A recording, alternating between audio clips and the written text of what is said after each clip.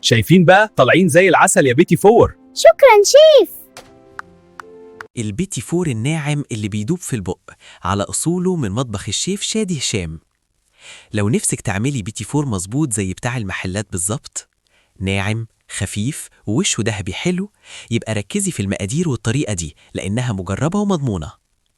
المقادير: لكل 1 كيلو دقيق، 1 كيلو دقيق، 600 جرام زبدة بدرجة حرارة الغرفة، 400 جرام سكر بودرة، 4 بيضات، رشة فانيليا، رشة صغيرة جدا بيكنج باودر بمعدل ظرف 1 لكل 3 كيلو دقيق.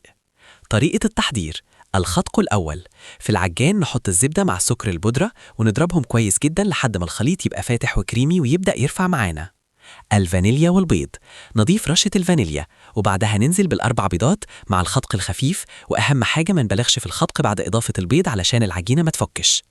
إضافة الدقيق، نرفع العجينة من العجان ونضيف 1 كيلو دقيق مع التقليب بملعقة خشب أو بإيدك لحد ما العجينة تتلم.